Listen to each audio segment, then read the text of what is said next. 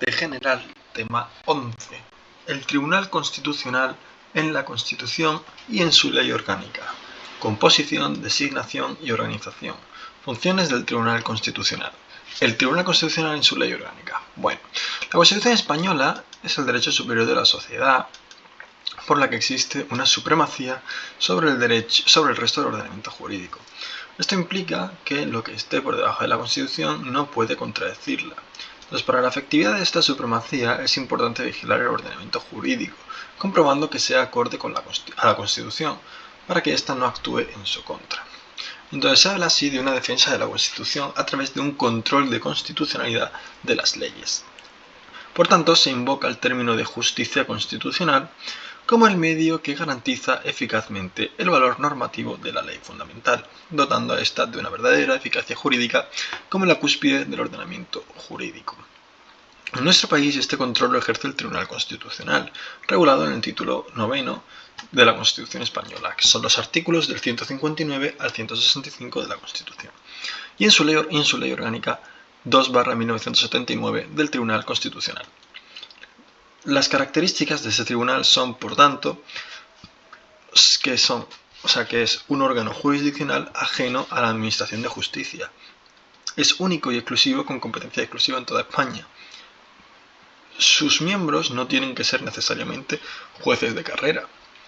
Es un órgano cualificado en razón de la materia, que no es otra que la de control de la Constitución española, constitucionalidad, y constituye una instancia suprema en su materia, ya que no existe orden superior al mismo en materia constitucional.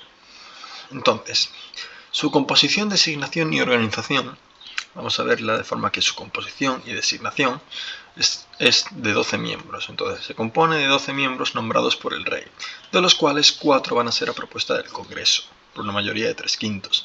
4 a propuesta del Senado, por mayoría de 3/5, 2 a propuesta del Gobierno y 2 a propuesta del Consejo General del Poder Judicial. Y de ahí tenemos los 12. Entonces, los miembros deberán ser nombrados entre magistrados y fiscales, profesores de universidad, funcionarios públicos y abogados, todos de reconocida competencia con más de 15 años de ejercicio profesional. Respecto a la renovación, los miembros del Tribunal Constitucional serán designados por un periodo de 9 años y se renovarán por terceras partes cada 3. En la disposición transitoria 9ª de la Constitución se establece el sistema de renovación, por el que a los 3 años de la elección por primera vez se procede al sorteo para la designación de un grupo de 4 miembros de la misma procedencia: Congreso, Senado, Gobierno o Consejo General del Poder Judicial.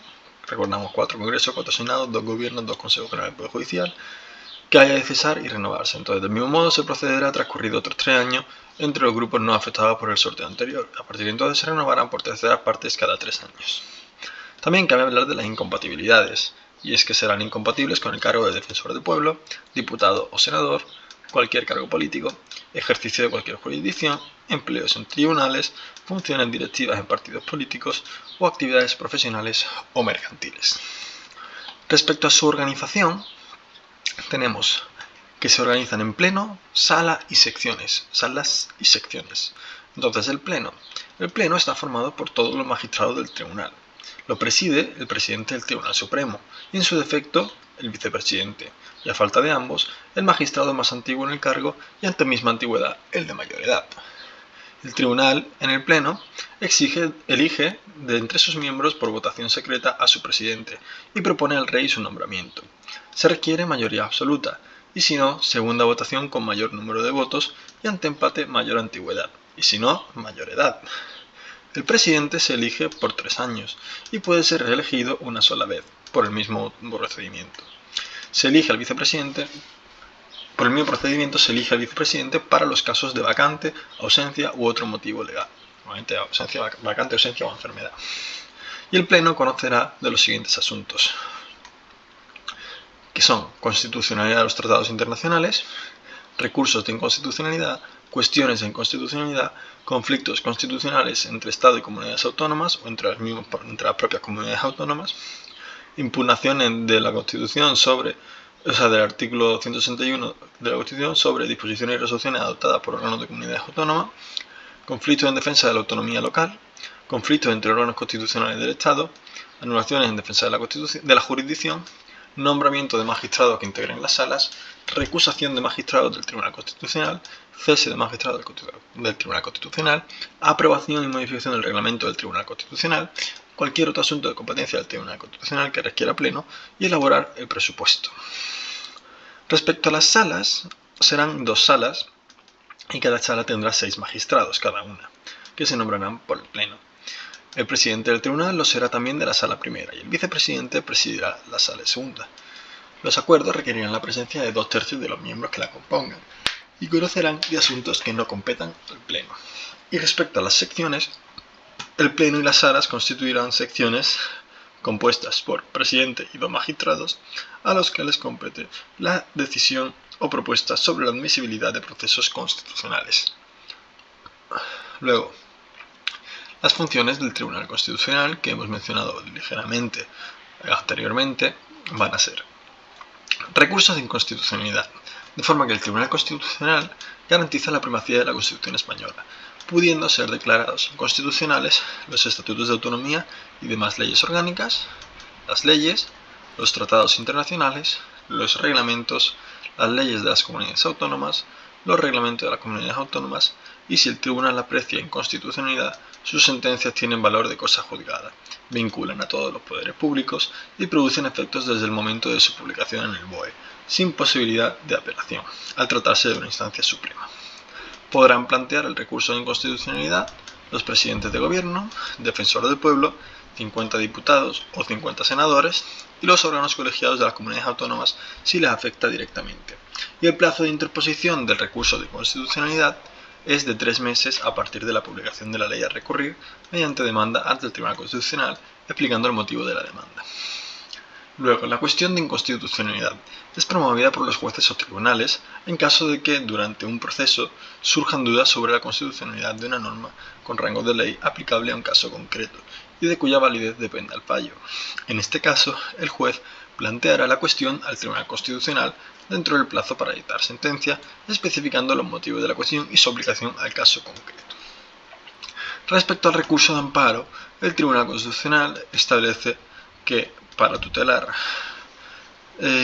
establece un medio para tutelar los derechos fundamentales de los artículos 14 a 29 o 15 a 29, mejor dicho, de la Constitución española, así como el 32, que es el derecho de la objeción de conciencia. Este recurso se configura como segunda instancia, pues es necesario agotar la vía administrativa antes de interponerlo. Con este recurso se busca proteger a los ciudadanos frente a las violaciones de los citados derechos y libertades por disposiciones o actos jurídicos. De tal forma, se ampara contra las lesiones producidas por los poderes públicos y no contra las leyes ni actos de particulares. Están legitimados para interponer este recurso de amparo las personas directamente afectadas, el defensor del pueblo y el Ministerio Fiscal, y se exigirá una especial trascendencia constitucional para justificar la intervención del Tribunal Constitucional, así como haber acabado la vía administrativa, haber agotado la vía administrativa. Entonces, el recurso de amparo constitucional se inicia mediante una demanda en la que se expondrán con claridad y concisión los hechos que la fundamentan, citando los preceptos infringidos y el amparo que se solicita. El Tribunal Constitucional, al conocer del fondo del asunto, pronunciará sentencia sobre el otorgamiento o denegación del amparo, sobre la violación de tales derechos o libertades, sin abordar ninguna otra cuestión fuera de su ámbito. Y la competencia para resolver corresponde a las salas, y en su caso a las secciones. Si la sentencia otorga el amparo, contendrá una declaración de nulidad de la decisión, acto o resolución que impidiera el pleno ejercicio del derecho protegido, o el reconocimiento del derecho, así como restablecimiento del recurrente en su derecho. Bueno, o sea, las dos, o no, las dos. Y si no, pues no otorga el amparo. Luego, los conflictos constitucionales de competencia son aquellos que enfrentan al Estado con las comunidades autónomas entre sí, o el Gobierno con el Congreso, el Senado o el Consejo General del Poder Judicial. Entonces, en los dos primeros casos, en los casos territoriales, Estado, comunidades autónomas o comunidades autónomas entre sí, se habla de conflictos territoriales de competencia y puede ser positivo por el que asumen la competencia como suya o negativo por el que no se consideran competentes. En estos casos puede ser solicitado por el gobierno o por los órganos de las comunidades autónomas y los negativos pueden además ser instados por personas físicas o jurídicas.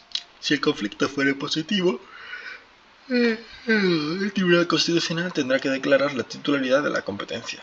Y si es negativo, declarar la administración que es competente. Al final es lo mismo.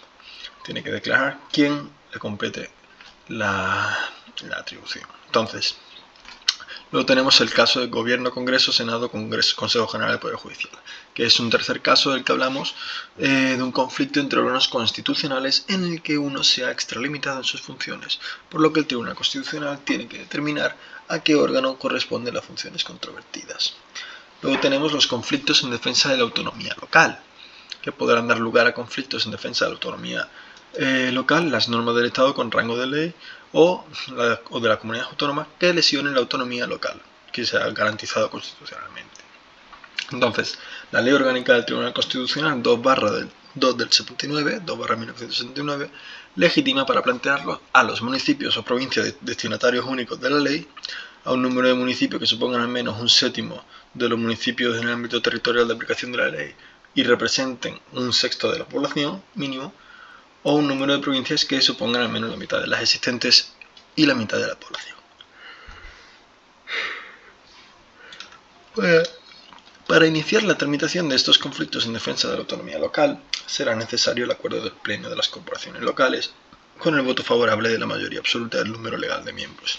Cumplido el requisito, deberá solicitarse dictamen preceptivo, pero no vinculante, al Consejo de Estado u órgano análogo de la comunidad autónoma. La solicitud de tales dictámenes deberán formalizarse dentro de los 3 meses posteriores a la publicación de la norma que lesione la autonomía, y dentro del mes siguiente a la redacción del informe podrán plantear los conflictos ante el Tribunal Constitucional, que acordará su admisión o inadmisión. En caso de inadmisión, deberá trasladar al órgano que emitió la norma para que formule su alegación en plazo de 20 días. La sentencia determinará la existencia o no de tal vulneración.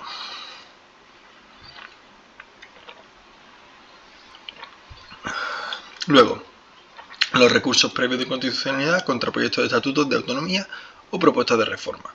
Entonces, estos recursos previos de inconstitucionalidad, todos los proyectos de estatuto de autonomía, consisten, en la impugnación del texto definitivo del proyecto de estatuto de autonomía o su propuesta de reforma, con un plazo de interposición de 3 días desde su publicación en el BOE, y si se declara inexistencia de inconstitucionalidad, seguirá su curso los trámites, y en caso de ser declarada, los trámites no podrán seguir sin que tales preceptos hayan sido suprimidos por las Cortes.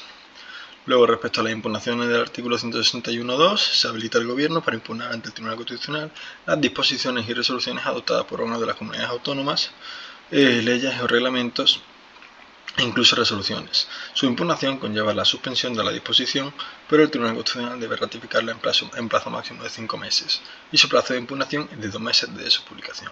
Y finalmente, en este tema tenemos la declaración sobre la constitucionalidad de los tratados internacionales, de forma que la Ley Orgánica del Tribunal Constitucional 2/79 establece que el Gobierno o cualquiera de las cámaras podrán requerir al Tribunal Constitucional para que se pronuncie sobre la existencia o inexistencia de contradicciones entre entre la Constitución española y un tratado. Recibido el requerimiento, el Tribunal emplazará al solicitante para conocer su pretensión, y en cualquier momento el Tribunal Constitucional podrá solicitar de los órganos mencionados cuantas aclaraciones estimen necesarias, alargando el plazo de un mes en el mismo tiempo en que hubiera concedido tiempo para responder a sus consultas.